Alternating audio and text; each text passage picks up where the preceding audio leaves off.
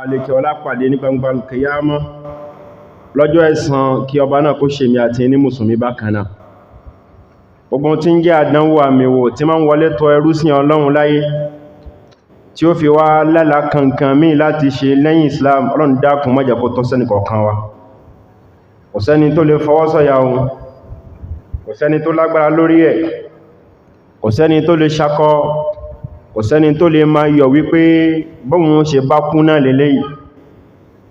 Eléyìí ló yẹ kó máa dẹ́rùbà ẹ̀mí àti ẹ̀yin táàfì máa bẹ ọba náà wípé a máa ṣe gbogbo tí ń jẹ́ àdánwò àmìwò èyí tí máa ń sọ ẹrú di kèfèrí kó tó kúrò láyé. Ọlọ́run dákun má jẹ́ kí àdánwò náà kó tọ́ sí èmi àti ìwọ àti àwọn ọmọ wa àti àwọn aya wa. Ya ikhwati fil Islam, ẹ̀yin ọmọ ìyá mi nínú ẹ̀sìn Islam, ya ikhwati fi dinil hanif, ọ̀pọ̀ ẹ̀yin tí ẹ jẹ́ ọmọ ìyá mi nínú ẹ̀sìn tó jẹ́ ẹ̀sìn ìṣọ́lọ́run láṣo. Ẹ mọ̀ wípé inna nutqa bi shahadataini la shay'un yasirun khafifun ala lisani. Ẹ lọ mọ̀ wípé ká pe gbólóhùn shahadataini, ká pe gbólóhùn ash-shahadataini, gbólóhùn ìjẹ́rìí méjèèjì, gbólóhùn ìjẹ́rìí méjèèjì èyí tí a máa ń pè gbólóhùn kan ni tó ṣe wípé khafifun yasirun ala lisan. Gbólóhùn náà fúyẹ́ lórí ahán láti wí, gbólóhùn náà fúyẹ́ lórí ahán láti pè. Kí ni gbólóhùn shahadataini? Ó ní gbólóhùn ashhadu an la ilaha illallah wahdahu la sharika lah wa ashhadu anna muhammadan abduhu wa rasuluhu. Gbólóhùn shahadataini, gbólóhùn ìjẹ́rìí méjèèjì èyí tí èmi àti ẹ̀yin ta máa ń wí lójoojúmọ́ ni gbólóhùn kan ni tí ó fúyẹ́ lórí ahán láti wí, ó rọrùn gan láti sọ lẹ́nu. Ẹ̀yin ọmọ ìyá mi, fa kalimatu shahadati tajri ala alsinati bani adama majra al-ma'i ila al-mi'dah. Ṣẹ́rí gbólóhùn ash-shahadataini, ìjẹ́rìí méjèèjì yìí, ìmá rìn kọjá gborí ahán, ìmá ṣàn gborí ahán ọmọ Ànábì Ádámà gẹ́gẹ́ bí omi tí máa ṣàn lọ sínú ikùn wa. Walakinna aktharahum la yafqahuna ma'naha wa muqtadaha majhulun ladayhim ya lal asaf. Ṣùgbọ́n ọ̀pọ̀lọpọ̀ nínú àwọn ọmọ Ànábì Ádámà wọn ò nímọ̀ nípa ìtumọ̀ gbólóhùn náà. Bẹ́ẹ̀ sì ni àwọn tí gbólóhùn yìí pè fún wọ́n ṣàìmọ̀ nípa rẹ̀. Mes chers frères et sœurs en islam, certes, il n'y a aucun doute à ce sujet. Quand on parle de la prononciation des deux témoignages, quand on parle de la prononciation des deux attestations, shahadatu an la ilaha illallah wa anna muhammadan rasulullah, on est tous d'accord que c'est une parole qui est légère à prononcer. C'est une parole, quand on la prononce, on n'éprouve aucune difficulté. C'est tellement facile à prononcer sur la langue. La parole de l'attestation, la parole de l'unicité d'Allah subhanahu wa ta'ala, c'est une parole qui circule, c'est une parole que les gens prononcent. La prononciation est tellement facile qu'on peut la comparer à une action que nous accomplissons au jour le jour, le fait de boire de l'eau. Mais malheureusement, la majorité des soi-disant musulmans ne comprennent pas le sens de cette parole-là et ses implications, ses exigences. Ils ne savent rien de cela, de tout cela. Ibadallah, i'lamu anna kalimatana hadhihi, sachez mes frères et sœurs en islam que notre parole là qui est ashhadu an la ilaha illallah wa anna muhammadan rasulullah رغم مكانتها وعظمتها لا تنفع ناطقها إلا بعد فقه معناها والعمل بمقتضاها. Il urge que nous comprenions que les deux formes d'attestation dont nous sommes en train de parler, les deux témoignages dont nous sommes en train de parler, qui sont regroupés dans une parole qui est ashhadu an la ilaha illallah wa anna muhammadan rasulullah, malgré sa grandeur, malgré sa place, malgré que c'est une parole qui pèse beaucoup dans la balance le jour du jugement dernier, sachez mes frères et sœurs en islam que cette parole ne va profiter à celui qui la prononce que lorsque ce dernier comprend bien sa signification et ses implications, ses exigences. Chari bolon wa tan soyi, bolon la ilaha illallah, bolon ashhadu an la ilaha illallah wa anna muhammadan rasulullah. Ton ti bo se tobito, ton ti bo se kankato, bolon yi wuwo gan. Ó fúyẹ́ lórí ahọ́n, ó fẹ́lẹ́ láti wí, àmọ́ tó bá dórí òṣùwọ̀n gbólóhùn náà ní agbára gan. Ṣẹ̀rí bó ṣe lágbára tó ìjàmá, ṣẹ̀rí bó ṣe pàtàkì tó níwájú ọba adániwáyé. Ǹjẹ́ ẹ jẹ́ mọ̀ wípé ẹnikẹ́ni tó bá pe gbólóhùn yìí kò lè ṣe láǹfààní àyàfi lẹ́yìn ìgbà tí ń tọ̀hún bá gbọ́ ìtumọ̀ gbólóhùn náà yìí dáadáa. Kò síbi tẹ́ dé lónìí láti rí àwùjọ pé àwọn ẹnìkan jẹ́ mùsùlùmí ń bí táà kì ń gbọ́ gbólóhùn náà. Ó kéré jù ẹ̀márùn lójúmọ́ ẹ mọ̀ gbọ́ nínú gbogbo mọ́ṣáláṣí ayé, èyí tí dàdá ni yóò mọ̀ sọ wípé ashhadu an la ilaha illallah, ashhadu anna muhammadar rasulullah. Ojoojúmọ́ ayé la mọ́ ń gbọ́ gbólóhùn náà. Àwọn mùsùlùmí sọ bẹ́ẹ̀, wọ́n gbọ́ bẹ́ẹ̀, àwọn tí wọ́n ń ṣe mùsùlùmí náà ń gbọ́ bẹ́ẹ̀, wọ́n sì ń wí bẹ́ẹ̀. Ọ̀pọ̀lọpọ̀ ẹni tí ìṣe mùsùlùmí mi náà bí ó bá sọ̀rọ̀ yóò ní wàláì, kò sì mọ̀ tí ń jẹ́ Allah, àmọ́ yóò ní wàláì. Kọ́dà lómi yóò ní wàláhì, yóò sọ ju mùsùlùmí mi gan lọ, walakinnahu la yafqahu ma'naha, mais il ne comprend pas sa signification. Gbólóhùn yìí gbajúmọ̀ gan, ó sì ní àwọn àǹfààní púpọ̀, kò wá ní wúlò fẹ́nìkan láyé lẹ́ni tí ń wí àyàfi tí irú ẹni bẹ́ẹ̀ tó bá gbọ́tùmọ̀ èyí dáadáa, àyàfi tí irú ẹni bẹ́ẹ̀ bọ́ bá ṣiṣẹ́ pẹ̀lú àwọn tí gbólóhùn yìí tó ṣe kí ni jama in tó pè fún. Ayyuhal mustami'una ilayya al-kurama, mọ́ pé ẹ̀yin tí ẹ̀ ń tẹ́tí gbọ́ mi, mes chers auditeurs. أشكر الله عز وجل على نعمة البقاء إلى هذه اللحظة التي من الله بها علينا. Remercier Allah subhanahu wa ta'ala, louer Allah subhanahu wa ta'ala, rendez grâce à Allah subhanahu wa ta'ala en raison de cette grâce immense dont il nous a comblés en cet instant-là. Cette grâce, c'est la grâce de vie.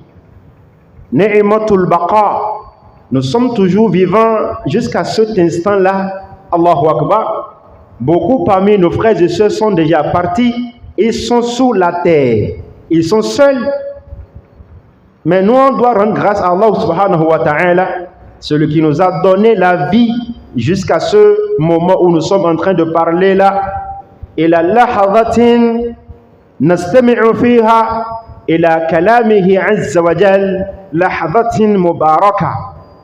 Et nous a prêté longue vie jusqu'à cet instant-là où nous avons la chance, nous avons l'opportunité de nous asseoir et d'écouter les paroles d'Allah subhanahu wa ta'ala.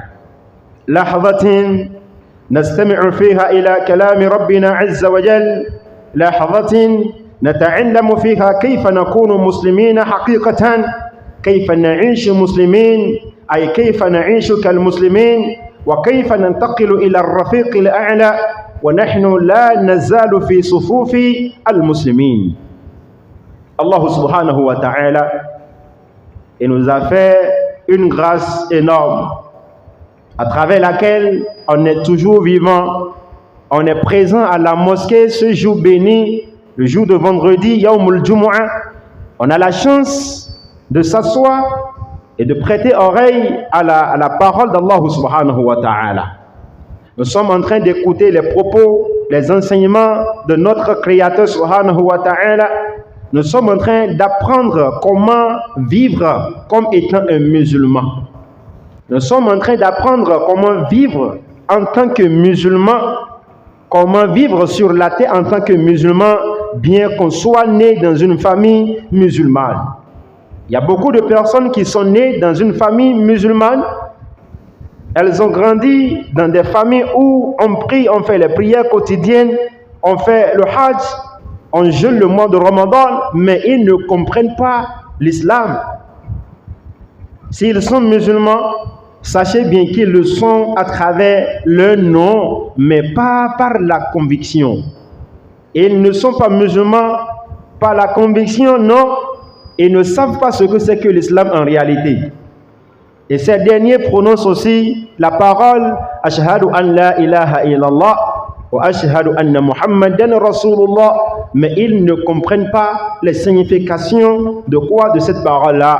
Donc il urge, il est important que nous rendions grâce à notre Créateur subhanahu wa ta'ala, celui qui nous a fait grâce de cet instant-là. On a la chance de découvrir comment être musulman. Haqiqatan, en réalité. Comment être réellement musulman. Comment vivre réellement en tant que musulman sur la terre. كيف نعيش كالمسلمين وكيف ننتقل إلى الرفيق الأعلى ونحن لا نزال في الصفوف المسلمين. Comment mourir en tant que musulman. Il y a beaucoup de musulmans sur la terre, alhamdulillah, et ils sont nés en tant que musulmans. Ils sont en train de vivre, alhamdulillah, en tant que musulmans, mais malheureusement, ils vont finir en tant que mécréants, qu'Allah subhanahu wa ta'ala nous en préserve. Ẹ̀yin ọmọ ìyá mi nínú Islam, ẹ̀yin tẹ́ ń tẹ́tí gbọ́ mi, ẹ̀yin ọmọ ìyá mi abiyì alápọ̀nlé. Ǹjẹ́ ẹ rí wípé ọ̀ràn yẹn ni wípé ká dúpẹ́ fún Ọlọ́run ọba tó dá wa sílé ayé, ọba tó dá wa, tó wá ṣe oore kan fún wa. Èyí tó wá tóbi jùlọ nínú oore ni pé ṣe wá ní mùsùlùmí. Nínú oore ńlá èyí tó ṣe fún wa ní dédé àkókò tí a wà yìí ni wípé ó ṣe wa kù dọjọ́ tòní. Àìmọye àwọn ẹni tá jọ ṣe lánàá tí wọ́n sí láyé mọ́. Ramadan ń bọ̀ lọ́nà. Níjẹ̀ẹ́jọ́ ọ̀pọ̀lọpọ̀ ló lọ sí Jumu'ah. Lóríṣiríṣi àwọn mọ́sálásí tá ti kí Jumu'ah. Ọ̀pọ̀lọpọ̀ àwọn ìmáàmù náà ni wọ́n ṣàdúà wípé Ọlọ́run dákun Ramadan tí ń bọ̀ kọ́lọ́run jẹ́ ó bá wa láyé. Ǹjẹ́ ẹ jẹ́ mọ̀ wípé láàrin ìjẹ̀ẹ́jọ́ sóní wọ́n ti gbé àwọn èèyàn sí. Akíjímọ̀ lọ́jọ́ Jumu'ah náà àṣálẹ́ wọ́n gbéyàn sí. Akíjúmọ́ ọjọ́ kejì Jumu'ah tí ń ṣe sábùtì wọ́n gbéyàn wọnú kòtò. Ọjọ́ Yawmul Ahad tamọ̀ ní dìmọ̀ ṣe yàn wọnú kòtò. Ọjọ́ Yawmul Ithnain ọjọ́ àtìní tamọ̀ ní lẹ́ndì àwọn èèyàn wọnú kòtò. Àwọn èèyàn wọnú kòtò ní Thulatha ọjọ́ Mahdi. Àwọn èèyàn wọ sàárè ní Arbi'a ọjọ́ Makridi. Àwọn èèyàn wọ sàárè lánàá Yawmul Khamis. Ẹ dúpẹ́ fún Ọlọ́run. Ọlọ́run ní káwa ká ṣẹ́kù láyé di ọjọ́ títún ní. Ọlọ́run ní kí a ṣẹ́kù láyé di àsìkò yìí, àsìkò alálùbáríkà. Àsìkò kan tó lálùbáríkà nínú ọjọ́ kan tó ní ọ̀pọ̀lọpọ̀ ìbùkún.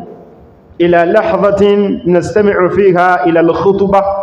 Àsìkò kan tó ṣe wípé aláǹfààní láti jòkóólẹ̀ láti máa gbọ́ khutbah, láti máa gbọ́ ọ̀rọ̀ Ọlọ́run ọba àlékè ọlá.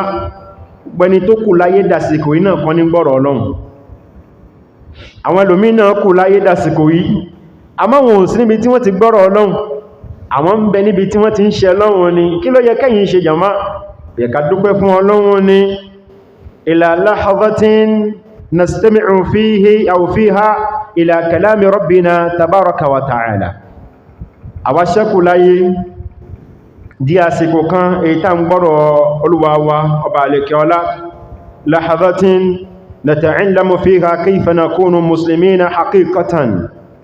À ń bẹ lásìkò kan Ọlọ́run ṣọ́ wa dé àsìkò kan lẹ́yìn tó ṣe wípé aláǹfààní láti máa kẹ́kọ̀ọ́ nípa wípé bóò la ṣe ṣẹ̀mí ní mùsùlùmí, bóò la ṣe jẹ́ mùsùlùmí náà, bóò la ṣe jẹ́ mùsùlùmí, kayfa na'ishu muslimin kal muslimin, bóò la ṣe máa ṣẹ̀mí ayé wa bí mùsùlùmí, wa kayfa nantaqilu ila ar-rafiqil a'la wa nahnu la nazalu fi sufufil muslimin, bóò la ṣe wá ṣíkán tá lọ bọ́ ọba lẹ́kẹ̀ ọlá lálùkìyàmá, bóò la ṣe kú ní mùsùlùmí. Ọ̀rẹ́ ńlá ni eléyìí jama tí Ọlọ́run bá lẹ́kẹ̀ ọlá ṣe fún wa. Ọ̀pọ̀lọpọ̀ èèyàn jama èyí tí ó ṣe wọ́n ní mùsùlùmí, ọ̀nà táwọn ń gbà jẹ́ mùsùlùmí nílé ayé wọn jama kò kọjá wípé nígbà tí wọ́n wálé ayé tọ́lọ́run dá wọn ní mùsùlùmí, ibi tí wọ́n dé sí inú fámílì mùsùlùmí ni wọ́n dé sí. Wọ́n sọ wọn lórúkọ, wọ́n jẹ́ mùsùlùmí. Nínú ilé wa a máa kírun, a máa gbààwẹ̀. Nínú ilé wa bàbá lówó a máa ṣe hájì, ìyẹn ni wọ́n mọ̀ ní mùsùlùmí. A máa yọ zàká ńlé wa o, kódà aláàjì wa wọ́n tún máa lọ umura láti gbàdégbà, ìyẹn lòun mọ̀ ní Islam jama. Àmọ́ bóò láti máa jẹ́ mùsùlùmí, kí ni tí ń jẹ́ Islam náà gàgàgà kò ṣe kí ni jama, kò yí ọ̀pọ̀lọpọ̀ èèyàn. Kò sì sí tí ó jẹ́ ká mọ̀ èyí tí ń jẹ́ Islam bí kì í bá ṣe wípé ká kọ́kọ́ gbàgbọ́ yé shahadatu an la ilaha illallah wa anna muhammadan rasulullah. Àwọn òjíṣẹ́ Ọlọ́run tọ́lọ́run fi ránṣẹ́ sílé ayé, gbogbo wọn yányá in tó fi rán wọn òun ni pé kan wá jíṣẹ́ la ilaha illallah muhammadu rasulullah sallallahu alaihi wasallam, òun la nabi muhammad wá jíṣẹ́ fún wa. Ànábì Musa alayhi salam gbàtó ń wálé ayé kí ló wá jíṣẹ́ fún wa jama, la ilaha illallah Musa rasulullah. Ànábì Isa ń gbàtó wáyé kí ló wá jíṣẹ́ jama, la ilaha illallah Isa rasulullah. In tí wá jíṣẹ́ ni jama, in tí ó ṣe gbogbo wọn ní mùsùlùmí nìyẹn, nítorí pé wọ́n gbọ́ yé. Ẹni tí bá wá ń bẹ láyé lóde òní náà, in tá fi mọ̀ ní mùsùlùmí ni wípé kó gbọ́ yé. Fallahumma lakal hamdu ala hadhihi ni'matil azima. Ǹjẹ́ tó bá rí bẹ́, àwọn tí wa adúpẹ́ fún Ọlọ́run bá lẹ́kẹ̀ ọlá lórí oore ńlá èyí tó ṣe fún wa. Nous rendons grâce à Allah subhanahu wa ta'ala à cause de ce bienfait énorme. Fama'ina shahadati an la ilaha illallah ya ibadallah. Ayé rúsìn Ọlọ́run, kí wá ní ìtumọ̀ la ilaha illallah. Ramadan kù sáàtà. Ọ̀sẹ̀ méjì sí ìsìn ní ìsìn àti wọnú Ramadan. Ça ne reste que 2 semaines, Inch'Allah azza wa jal. Ọ̀pọ̀lọpọ̀ tí ń palẹ̀ mọ́ ní ìsìn jama, psychologiquement et physiquement et financièrement, nous sommes en train de nous préparer pour accueillir le mois béni, le mois de Ramadan. Mais malheureusement, une grande partie de ceux-là qui sont en train de se préparer actuellement ne sont pas qualifiés.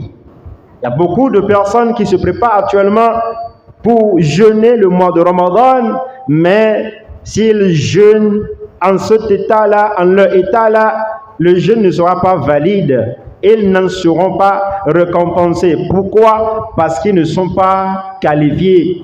Et qu'est-ce qui nous qualifie? Qu'est-ce qui fait de nous un musulman, bien des musulmans? C'est la compréhension, la foi, la conviction, l'acceptation, la confession de quoi? De ces 2 témoignages-là. La ashhadu an la ilaha illallah wa anna muhammad rasulullah. Ọ̀pọ̀lọpọ̀ ń palẹ̀ mọ́ ní ìsìn wọn fẹ́ gbà àwẹ̀ jama. Àwọn olómi wá profité, wọ́n ti ń gbówó létí mọ́ ti báyìí. Owó rẹ̀ sì ti ń wọ́n, gbogbo nǹkan ti ń wọ́n bọ̀ díẹ̀díẹ̀ nítorí pé Ramadan ń bọ̀ náà ni. Ẹ wá wo ọ̀pọ̀lọpọ̀ ẹni tí ń palẹ̀ mọ́ jama, ọ̀pọ̀lọpọ̀ tí ń palẹ̀ mọ́ ebi ni, ọ̀pọ̀lọpọ̀ ní ń palẹ̀ mọ́ wípé àwọn kan jẹun náà ni. Àmọ́ tí ó jẹ́ kí Ọlọ́run ó gba iṣẹ́ yẹn níjọsìn kò tí sí nígbésí ayé wọn jama.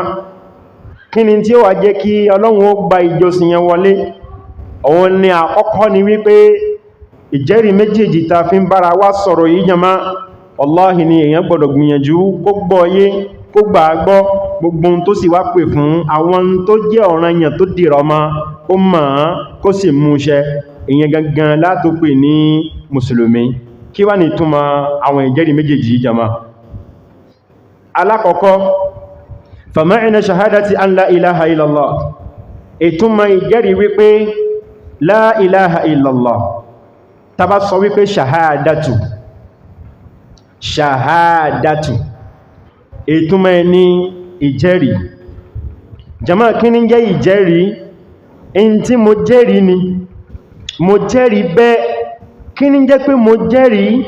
Mo gbà á bẹ́ẹ̀, ọkàn mi rọ̀ mọ́ bẹ́ẹ̀, ń bẹ nú ọkàn mi bẹ́ẹ̀, kò takò ọkàn mi, kò takò ọpọlọ mi, kò takò làákàyè mi. Mo gbà á tọwọ́ tẹsẹ̀, mo finú fẹ́dọ̀ fi gbà á wọlé. Tàbá ní ashhadu, mo jẹ́rìí pé bẹ́ẹ̀ ni, mo jẹ́rìí wípé bó ṣe rí gangan nìyẹn. Òun lè ìbò pè ní le témoignage, àbí kán pè ní kíni jàmá l'attestation, àbí kán pè ní kíni jàmá la confession, àbí kán pè ní kíni jàmá la reconnaissance. Shahadatu, l'attestation, shahadatu, le témoignage. Ìyẹn ni gbólóhùn àkọ́kọ́. L'attestation, shahadatu, Allah ilaha illallah, l'attestation qu'il n'y a nulle divinité, l'attestation qu'il n'y a pas de divinité, l'attestation qu'il n'y a aucune divinité digne d'adoration, digne d'être adoré, qui mérite toutes sortes d'adoration à part Allah.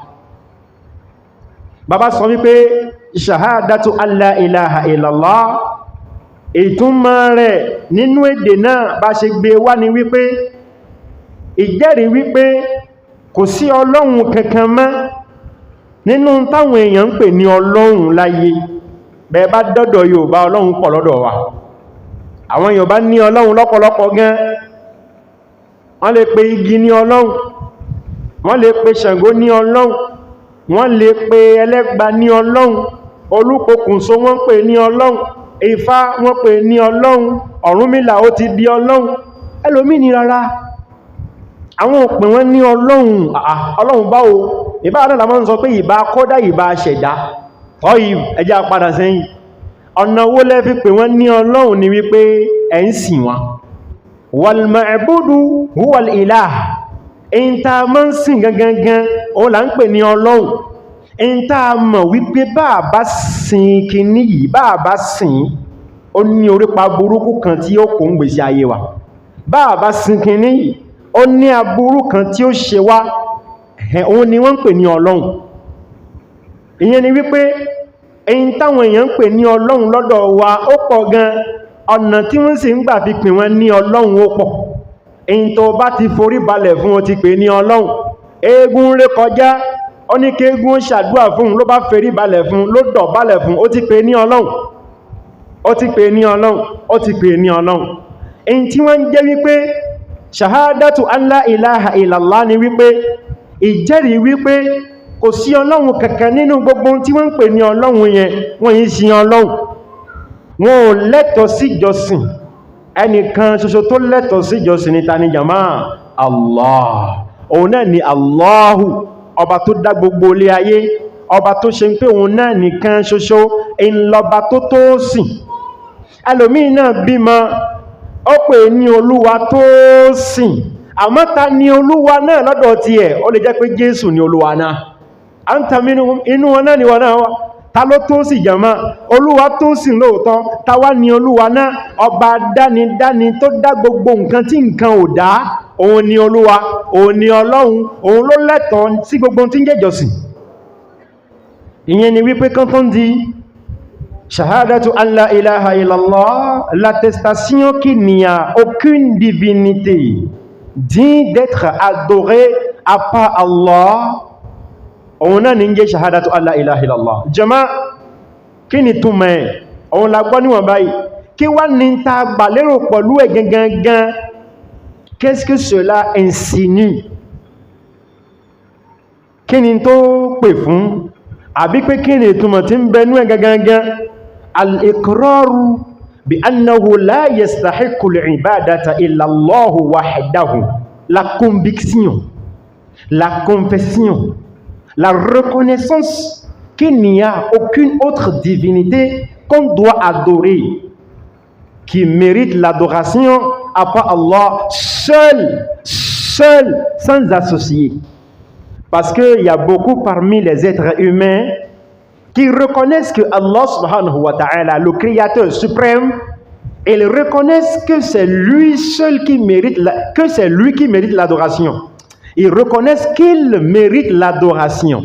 Et ils savent, et ils ont la conviction qu'on doit adorer Allah, qu'on doit adorer notre créateur, mais ils n'ont pas la conviction que c'est lui seul qu'on devrait adorer. Donc, ce qui fait que ces derniers l'adorent et adorent autre avec lui. Abani ashhadu an la ilaha illallah. On ni kéèyàn gbà pátápátá. Kéèyàn fi rinlẹ̀ wípé kò sẹ́ni tí ìjọsìn tọ́ sí tó yàtọ̀ sí Allah lóhun nìkan ṣoṣo. Ọ̀pọ̀lọpọ̀ nú àwọn ọmọ ìyá wa jàmá, wọ́n gbàgbọ́ wípé Ọlọ́run tó sìn, àmọ́ wọn ò gbà pé Ọlọ́run nìkan ṣoṣo ló tó sìn. Wọ́n ń sìn lọ́hun, àmọ́ wọ́n tún sìn nǹkan míì lẹ́yìn Ọlọ́run. Ẹ̀yin wo ọ̀pọ̀lọpọ̀ àwọn ọmọ ìyá wa àsìkò tí wọ́n fi ń ṣọdún eégún, ẹ bá wo àwọn wo ló pọ̀jù lẹ́yìn eégún jàmá. Ẹ bá wọn soi-disant musulman náà ni, àwọn tí wọ́n sọ pé àwọn jẹ́ mùsùlùmí ni, wọ́n gbà wípé a máa ń sìn lọ́hun, Ọlọ́run ló tó sìn, àmọ́ wọn ò gbà wípé Ọlọ́run nìkan ṣoṣo ló tó sìn. Wọ́n sìn nǹkan míì lẹ́yìn Ọlọ́run. Irú àwọn eléyìí náà ní sin Ramadan ó sì dé, wọ́n sì febi panú, ebi ó pa wọn lásán ni o. Ọlọ́run dákun má ṣe wá ní aláṣẹdànù. Wa anna kulla ma'budin siwahu batil. Et la conviction que toutes sortes de divinités que l'on adore à part lui, à part Allah, c'est faux. Allah, il est le seul vrai Dieu qui mérite l'adoration. Les autres dieux que vous connaissez là, que vous reconnaissez là, les autres dieux que vous adorez là, les soi-disant dieux que vous adorez là, sont faux. Ils sont faux et cette divinité-là sont fausses. À part Allah, qui est le vrai Dieu, celui qui mérite l'adoration, les autres divinités que les êtres humains se sont attribuées sont des fausses divinités. Et elles ne méritent pas l'adoration. Et tinjekbe ashhadu an la ilaha illallah oni ya jama. Qala ta'ala. Baba lo sínú al-Qur'an. Baba katira Olúwa ba leke ọlá nínú suratul Luqman aya 30 verset 30. Ọlọ́run ní dhalika bi anna Allaha huwal haqq wa anna ma yad'una min dunihi al-batil wa anna Allaha huwal aliyyul kabir. Ọlọ́run ní nítorí wípé gbogbo nǹkan ń sọ fún yín níṣe là ń sọ fún yín nítorí wípé Ọlọ́run ọba àlékè ọlá Allahu subhanahu wa ta'ala huwal haqq. Òun náà nìkan ṣoṣo ni Ọlọ́run òdodo, òun náà ni òtítọ́, òun ni òdodo. Wa anna ma yad'una min dunihi al-batil. Àti wípé gbogbo tí wọ́n ń ké pè lẹ́yìn rẹ̀ yẹn, gbogbo táwọn èèyàn ń ké pè lẹ́yìn Ọlọ́run yẹn, huwa al-batil. Al-batil, Ọlọ́run pè wọ́n ní asán, ó ní irọ́ ni wọ́n. Wa anna ma yad'una min dunihi al-batil. Ọlọ́run nìkan, òun ni òdodo. Allahu subhanahu wa ta'ala nìkan ṣoṣo, òun lọ́lọ́run òtítọ́, èyí tó yẹ ká máa gbéjọsìn fún. Wa anna ma yad'una min dunihi al-batil. Àti wípé gbogbo tí wọ́n ń sìn lẹ́yìn rẹ̀, gbogbo táwọn èèyàn ń ké pè lẹ́yìn rẹ̀, gbogbo tí wọ́n ń tẹríba fún, tí wọ́n ń tọrọ nǹkan lọ́dọ̀ rẹ̀ lẹ́yìn Ọlọ́run náà, Ọlọ́run ní irọ́ ni gbogbo wọn yányá. Ó wá ní wa anna Allaha huwal aliyyul kabir.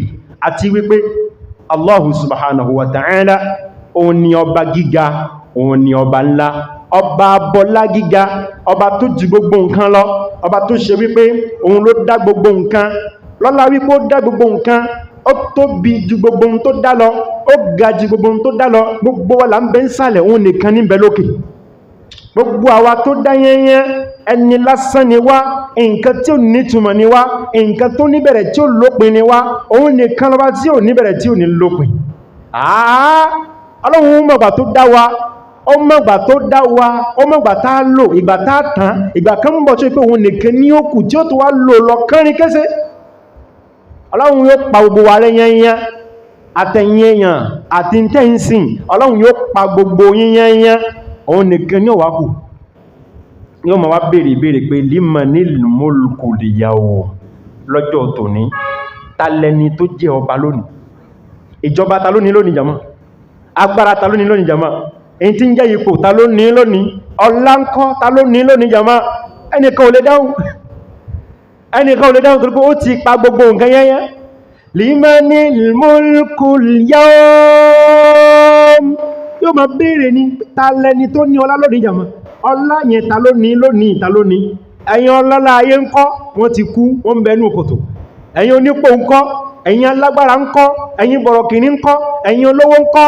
Gbogbo yín ti ń bẹ nínú kòtò. Ẹnìkan ò lè dáhùn. Òun náà ni ó sọ pé lillahil wahidil qahhar, tèmi náà ni o, Allah ọba aṣọ. Ìyẹn ni wípé Ọlọ́run nìkan ó ní ọba tó tóbi jùlọ, èyí tó sì ga jù gbogbo nǹkan lọ. Allah subhanahu wa ta'ala dit, il n'est ainsi parce qu'Allah est la vérité. Pourquoi devons-nous adorer Allah seul? Il n'est ainsi parce qu'Allah subhanahu wa ta'ala seul est la vérité et que tout ce qu'ils invoquent en dehors de lui est le faux. Taba bẹ̀rẹ̀ wípé qu'est-ce qui est le faux? Kí ni irọ́? Kí ni òfò? Kí ni òfútù fẹ́ẹ̀tẹ̀? Ẹ sọ wípé wa anna ma yad'una min dunihi al-batil, tout ce que les gens adorent à part Allah, c'est le faux, irọ́ ni. Ta lòdodo jàmá? Ọlọ́run ni. Ọlọ́run nìkan ṣoṣo ń lòdodo, òun lò títọ́, ó sì hàn bẹ́ẹ̀. Ẹ̀yin wo àwọn ẹnìkan tí wọ́n ti sìn lánàá, wọ́n ti kú. Bẹ́ẹ̀ bá wọnú ìtàn, àyèmọ́yé àwọn ẹni tí wọ́n pera wọn ní Ọlọ́run, wọ́n ti kú. Ìbẹ́ nìkan ló sọ wípé ana rabbukum wa qala ana rabbukumul a'la. Ta lolúwa ẹ jàmá? Fir'auna. Bó ṣe lágbára tó jàmá, mọ́lówà jàmá, ó ti parẹ́. Ta ló kù láyé jẹ? Ta ló kù ní ìsìn jàmá? Allah. Ẹ wo Fir'auna látọjọ́ tó ti ṣe akọ, tó ti transgressé, tọ́lọ́run ti parun, tó ti tẹ̀ẹ́rì. Fir'auna ò sí mọ́. Ta ló kù jàmá? Ọlọ́run nìkan ló kù. Bẹ́ẹ̀ náà ni gbogbo tẹ́yìn náà ń sìn yìí pátápátá yóò ṣe kí ni jàmá? Òun náà ń bọ̀ wá tán. Ọlọ́run ọba àlekè ọlá nìkan òun ni yóò kú. Ó ní ikallahu subhanahu wa ta'ala, c'est lui le haut, le grand. Òun nìkan lọ́ba tó ga jùlọ, òun lọ́ba tó tóbi jùlọ. Ọlọ́run dákun, má ṣe mí ní ẹrú ayé. Ẹmọ̀ tó mọ ẹrú ayé, ẹrú ọmọ ráyé. Má ṣe mí ní ẹrú ẹgbẹ́ mi. Ẹmọ̀ tí ń jẹ́ ẹrú ẹgbẹ́ mi. Yorùbá bá sọ gbólóhùn ìtumọ̀ méjì ní mọ́ túmọ̀ sí, àmọ́ ẹ̀yọ̀ kan làwọn ní. Bàbá ní Ọlọ́run ò ní ṣe ẹ́ ní ẹrú ẹgbẹ́ ẹ̀. Ọlọ́run má ṣe mí ní ẹrú ẹgbẹ́. Ẹmọ̀ tí Yorùbá gbà lérò, ìtumọ̀ ẹni wípé má ṣe mí ní akóbàtà fẹ́gbẹ́. Má ṣe mí ní anumọ́tò fún ẹgbẹ́. Má ṣe mí ní túmẹ̀kà fún ẹgbẹ́. Má ṣe mí ní ẹrú ẹgbẹ́ mi. Má ṣe mí ní bọ̀yí ẹgbẹ́ mi. Má ṣe mí ní tí ẹgbẹ́ mi yóò mọ̀ pè rán níṣẹ́. Àjọ akẹgbẹ́ kan náà ni wá, kí ma wá nu bàtà fún. Ọlọ́run dákun má ṣe mí bẹ́ẹ̀. Àdúà náà wọlé bẹ́ẹ̀ lápá kìíní, àmọ́ apá kejì ìtumọ̀ náà ló lágbára ju tàkọ́kọ́ lọ. Ṣé mọ ẹrú ẹgbẹ́? Wallahi ni ẹni tó mọ ẹrú ẹgbẹ́ kò pọ̀, nítorí pé ẹni tó mọ la ilaha illallah ìtumọ̀ ẹ̀ kò pọ̀ nú èèyàn jàmá. Bàbá pé nìkan ní ẹrú ẹgbẹ́, wallahi ni ẹni tí ń ṣẹrú ẹgbẹ́ ló pọ̀ láyé jàmá. Àìmọye olówó tí ń ṣẹrú ẹgbẹ́, àìmọye olówó alágbára olókìkí onípò, wallahi ni ẹrú ẹgbẹ́ wọn ni wọ́n ń ṣe. Èmi ń tèmi, èmi ìṣẹ́rú ẹgbẹ́ mi, ẹrú ta ni mí jàmá? Ẹrú Ọlọ́run ni mí. Ẹrú Ọlọ́run lè mí ń ṣe, èmi ìṣẹ́rú ẹgbẹ́ mi. Gbogbo ìwọ tó bá ti ń sin Ògún, ẹrú ẹgbẹ́ ẹ̀ ló ń ṣe. Ẹ gbọ́ mi yé o, ẹ gbọ́ mi yé, ẹ gbọ́ mi yé, ẹ gbọ́ mi yé. Moi, je suis serviteur d'Allah subhanahu wa ta'ala. Je ne suis aucunement serviteur de mon pareil, mon père. Mon père, mon pareil, mon égal, mon camarade dans la création. Il est pareil à moi. Nous sommes pères. Nous sommes pères. La parité. Emi àti èwo ní ìsìn kankan náà ni wà níbi ẹ̀dá. Bó ṣe dá mi ló dá wọ̀ náà. Agbára tó fi dá mi ló fi dá ẹ. Kún fàyàkún ló fi dá mi ẹgbẹ́ ni wá. Mbá wá ń sìn wọ́n ní ìsìn. Ta ni mo ń sìn ẹgbẹ́ mi nìyẹn. Je suis adorateur, serviteur de mon créateur et non des créés. J'adore le créateur et non les créés.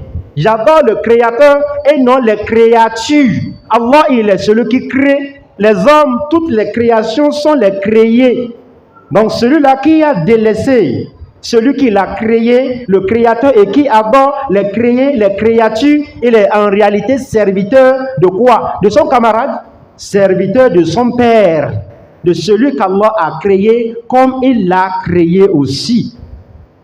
Donc quand tu comprends bien le sens de la ilaha illallah, de cette grande attestation, Ashhadu an la ilaha illallah, tu vas délaisser et tu devras délaisser toute forme, toute sorte d'adoration à autre qu'Allah. Tu dois les délaisser et tu dois consacrer ton adoration, tes adorations à Allah subhanahu wa ta'ala. Alors, on a qu'on si. Ma chemini est roué mi. Ma chemini est roué mi jama. En était ban sin Shango, tani sin jama. In sin egbe reni. Torí pé Shango eyan kan ni. Abe kan. On a ń pè ní olúkòso. Olúpokùso èèyàn lòun náà, ó ṣẹ̀mí láyé, ó lògbà láyé, ìtàn rẹ̀ ń bẹ ńlẹ̀, bọ́lọ́hun ṣe dá ló dá ìmì náà, ta ló yẹ kí wá sí ní ìsìnjàmá? Wa tawakkal ala al-hayy alladhi la yamutu. Ṣàngó ti kú, Ọlọ́run ò kú. Ìwọ tó wá ń sin ẹni tó ti kú, àti tí ó ń sin ẹni tó wà láàyè, ta ló ló ẹjọ́ mọ́? Allahu la ilaha illa huwa al-hayyul qayyum. Ọlọ́run ni Ọlọ́run nìyẹn.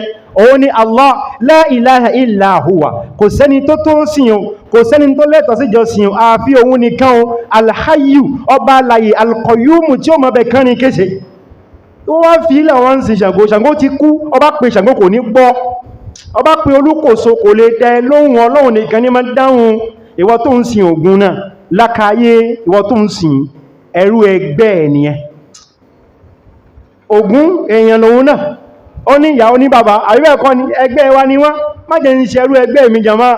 Alọ́ndàkùn mọ́ ṣe wá ní ẹrú ẹgbẹ́ wa. Ìwọ tó ń sin Ọ̀rúnmìlà ńkọ́, ẹrú ẹgbẹ́ ẹ̀ ló ń sin. Ẹlòmí ni ara Lucifer ló ń sin. Ọmọ tán pè ní Lucifer. Ọmọ ọ ní Zeus ló ń sin. Ọmọ tán pè ní Zeus. Bó ṣe lọ́dọ̀ Yorùbá ló wà lọ́dọ̀ òyìnbó náà. Àwọn náà ní àwọn díù tí wọ́n ń sìn. Wọ́n bá fẹ́ kọ́ wọ́n fún ní petit day. Lọ́dọ̀ tí wọ́n tún láwọn Ọlọ́run kéékèèké. Gbogbo ní tí bá ń sin àwọn kìíní ẹ̀, ẹrú ẹgbẹ́ ẹ̀ ní ṣe, níbi tó wá lágbára dé jàmá. Àwọn èèyàn wà láyé lóde òní, wọ́n sin ẹrú ìyàwó. Ṣẹ́mọ́ta máa ń pè ní ìyàwó jàmá. A lè pe ọkùnrin níyàwó láyéláyé. Orí ibú tí máa ń dé báyàn tá fi máa ń pe ọkùnrin níyàwó kò ní wọlé tọ̀ wá. Orí ibú tí máa ń dé báyàn tá fi sọ pé ó fẹ́ ṣe mariage. Gbà tó wá wọ̀ tún wọ́n rọ́kùnrin kan tó nírùngbọ̀n. Wọ́n wá wọ́ọ̀sì wọ́n tún rí ẹnìkan tó nírùngbọ̀n. Mariage báwo? Negative lẹ́ ń kó kiri ayé kò ní múná wá. Ọ̀yí, àwọn ẹnìkan ń ṣerú ìyàwó. Ta ni ìyàwó jàmá? Obìnrin ní máa ń jẹ́ ìyàwó. Wọ́n ń ṣerú ìyàwó, wọ́n ń ṣerú dàgbó. Ta ni ń jẹ́ dàgbó jàmá? Obìnrin ni tí ń jẹ́ perfect, tí wọ́n bí lọ́jọ́ kan, tó kàwé ń bì kan, tó níléèwé, tó ní ẹ̀kọ́, tó ṣe interrogation rí, tó gba zero rí, tí wọ́n gbá lọ́wọ́ rí, tí ń bẹ lábẹ́ ọkùnrin kan ní ìsìn, tí ń ṣẹ̀mí. Àwọn nìkan sì ń sìn. Ta ni wọ́n sì jàmá? Wọ́n ń ṣerú ẹgbẹ́, píríkọ́sá wọ́n ń ṣerú obìnrin. Allahu Akbar. Àwọn olómi ibi títí wọ́n lágbára dé, wọ́n ń ṣerú màálù. Màálù táwa máa ń pa, ta máa ń jẹ, àwọn ń ṣerú màálù. Màálù làwọn ń sìn. Ils adorent les quoi? Les bœufs. Màálù làwọn ń sìn nílùú tiwọn. Màálù lọ́lọ́run tiwọn tí wọ́n ń sìn. Il y a d'autres personnes qui adorent les serpents. Wọ́n ní ejò làwọn ń sìn. Ejò yẹn ni kúrò náà lọ́dọ̀ tiwọn. Allahu Akbar. Ya dákù ṣe ejò ní máa wù, ṣe ejò ní àkúrú náà gbẹ̀dọ́tọ́, ṣe ejò ní jàmá, ejò kọ́. Nígbà kan tẹ́sì ò tí yé wa dáadáa, àwọn ń jẹ́ ejò, agbágbọ́ yé la fi mọ̀ pé ejò ò dáa, bàtà kí ó débẹ̀ la mọ̀ pé àṣeyàn gbọ́dọ̀ jẹ́ ejò, a jẹ́ ejò gan. Èmi náà ni mọ́ ń ṣe ńgbà náà, wọ́n ń ṣe pẹ̀lú ọbẹ̀ mi nígbà yẹn. Ejò táwa ti jẹ rí láyé ká tó mọ̀ pé kò dáa, láwọn ẹnìkan sì láyé jẹ, mo ti jẹ Ọlọ́run sí. Allahu Akbar. àwọn ẹnìkan sì ń jẹ lọ́wọ́lọ́wọ́ nísìn wọ́n ń jẹ ejò gan o àmọ́ kò dá ẹ má jẹ ejò mọ́ o ẹni tó bá ti jẹ́ rí kó má jẹ mọ́ ìyóhù kó jẹ́ inú ejò èèyàn ń jẹ ejò tó bá fẹ́ kí ìwà ejò kó wọ̀ gbèsè ayé má jẹ ejò ibẹ̀ kọ́ la fẹ́ lọ lónìí aqulu qawli hadha wa astaghfirullaha al-azima li wa lakum min kulli dhanbin wa khati'a fastaghfiruhu innahu kana ghafara.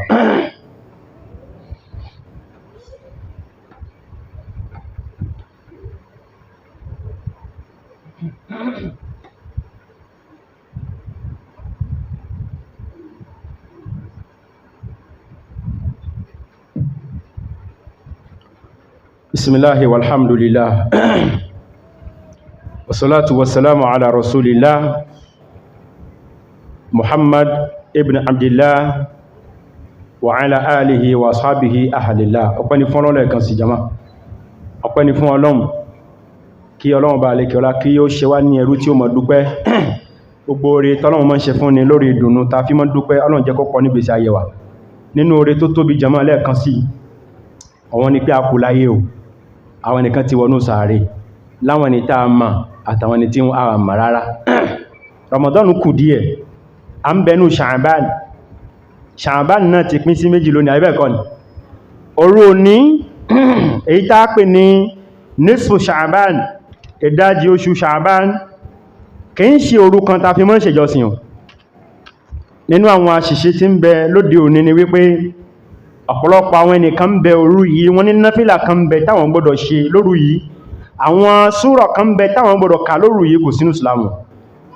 Nous sommes au milieu du mois de Sha'ban, le mois introductif, le mois qui nous informe, qui nous annonce l'arrivée de Ramadan, le mois qui nous dit prêtez attention, soyez attentifs, soyez à l'écoute, Ramadan est proche, le mois de Sha'ban, le mois dans lequel on devrait se préparer pour accueillir Ramadan à travers les actes d'adoration, surtout le jeûne.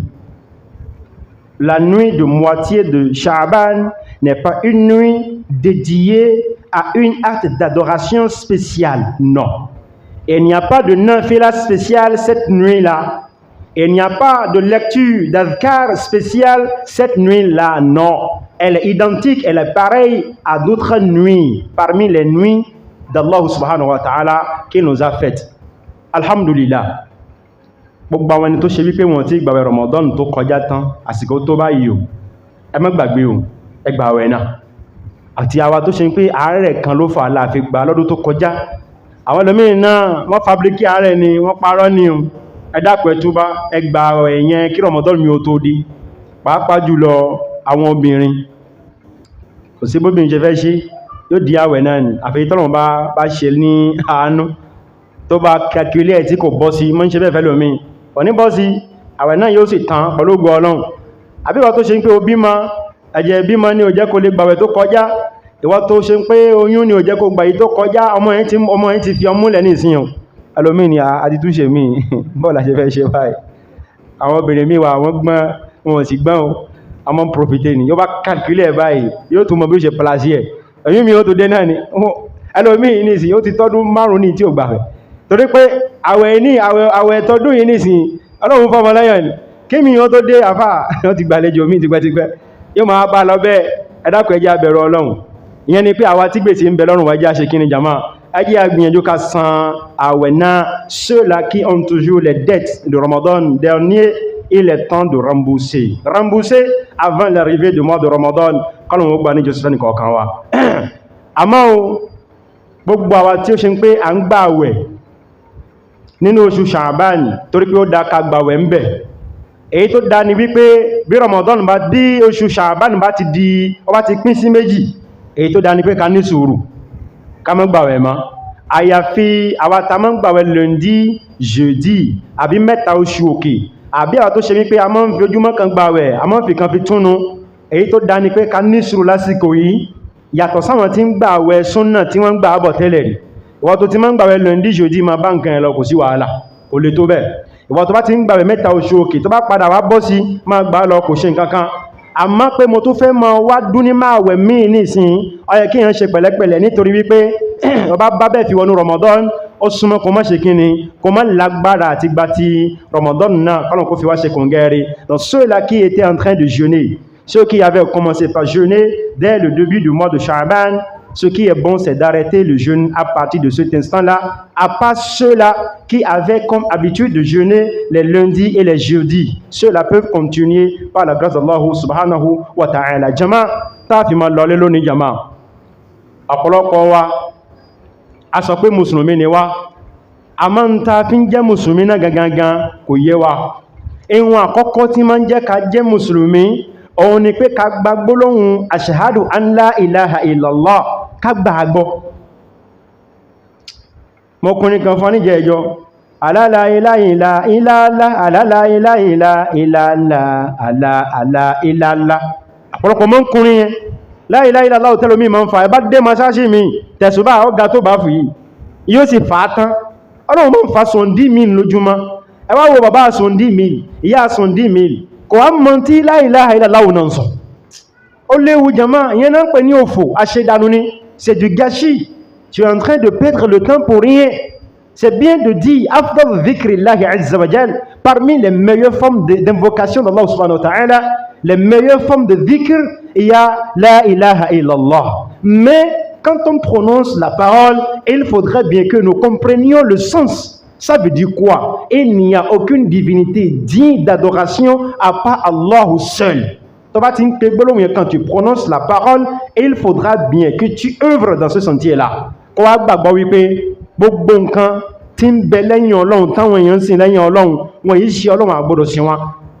en tant que musulman, moi je suis musulman.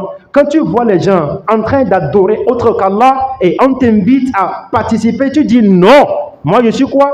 Je suis quoi? Je suis musulman. Moi, j'ai déjà prononcé, j'ai déjà proclamé les deux formes d'attestation qui m'interdisent de participer à toute autre forme d'adoration à autre qu'Allah subhanahu wa ta'ala. Le jour où je dis ashhadu an la ilaha illallah, je suis en train d'annoncer, de proclamer haut et fort que je ne dois plus adorer autre qu'Allah.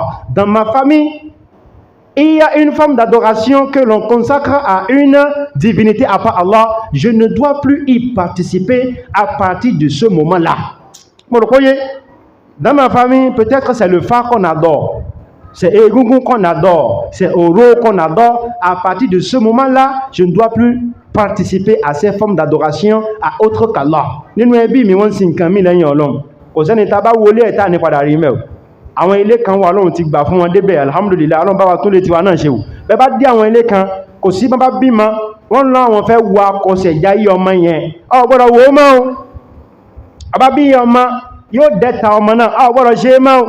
Ọba bí ìbejì, ẹ̀wà ní ó fi ṣe súná, ọ gbọ́dọ̀ ṣe é mọ́ o. Ọlọ́run ò ní ṣẹ̀wà, àmọ́ yóò dọ́gbọ́n sàtásí, ọ gbọ́dọ̀ ṣe é mọ́ o. Nítorí wípé la ilaha illallah tí mo sọ pé mo gbà yẹn, ó ní ìgbọ́dọ̀ gbogbo tó bá ti jẹ mọ́ pé ká tó sin nǹkan mí lẹ́yìn Ọlọ́run, èmi ò ní ṣe èyí tí ń jẹ́ bẹ́ẹ̀ nìyẹn o. A wá ṣetán láti tẹ̀lé òfin Ọlọ́run ọba náà, èyí tó pè fún nìyẹn lẹ́yìn tó ti gbọ́ Ọlọ́run gbọ́.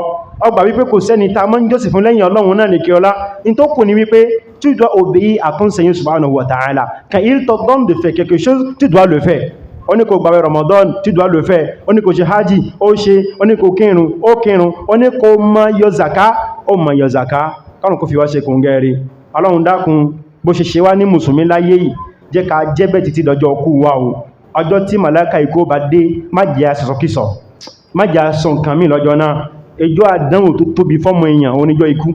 Torí pé ṣètọ́nù náà ń bọ̀ wá, yóò wá ṣiṣẹ́ tiẹ̀ náà, iṣẹ́ yóò wá jouer dernier carte lọ́jọ́ náà.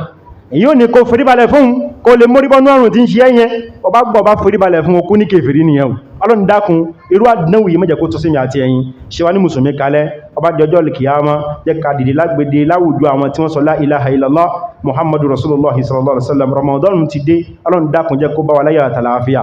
Má ṣe wá ní òkú Ọlọ́run, má ṣe wá ní òkú Ọlọ́run, má ṣe wá ní òkú ọ̀run, má wá ṣe wá ní òkú ayé, má ṣe wá ní òkú ọ̀run sàárè, má ṣe wá lẹ́ni tí ó máa bẹ láyé bẹ́ẹ̀ bẹ́ẹ̀ náà.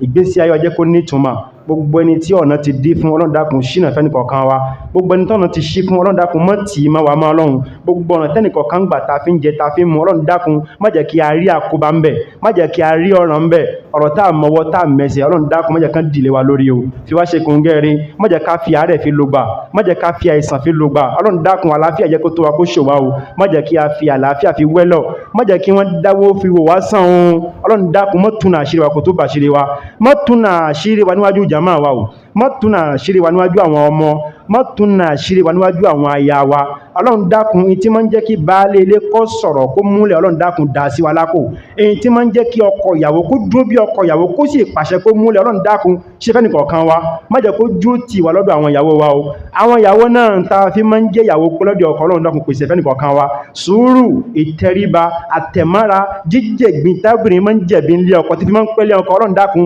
pèsè fáwọn obìnrin tiwa náà àwọn ẹnìkan ń bẹ lóyún wọ́n diwọ́ di sẹ̀sínú ni àmọ́jọ́ náà Ọlọ́run dákun ìwọ ló máa bá wa ṣe nírọ̀rùn fẹ́ nìkọ̀ọ̀kan wa yẹ ká gbóhùn ìyá ká gbóhùn ọmọ ká gbóhùn ọkọ ká tún gbóhùn owó náà owó tá ná tá fi ṣe Ọlọ́run dákun dúpẹ́ fẹ́ nìkọ̀ọ̀kan wa o má sì wá lẹ́ni tí ó mọ sáré ká tí ó mọ jẹ gbèsè nítorí pé ó fẹ́ bímọ bò wá láṣìírí mọ́ tún àṣírí wa mọ́ yẹ̀yẹ́ wa ó gbé wa galáyé nínú sàárè àti gbangba kìyàmà Rabbana ati nufusana taqwaha wa zakkiha anta khairu man zakkaha anta waliyuha wa mawlaha Rabbana la tuzigh qulubana ba'da idh hadaytana wa hab lana min ladunka rahmatan innaka antal wahhab Allahumma salli ala Muhammadin wa ala ali Muhammadin kama sallaita ala Ibrahim wa ala ali Ibrahim innaka Hamidum Majid wa barik ala Muhammadin wa ala ali Muhammadin kama barakta ala Ibrahim wa ala ali Ibrahim innaka Hamidum Majid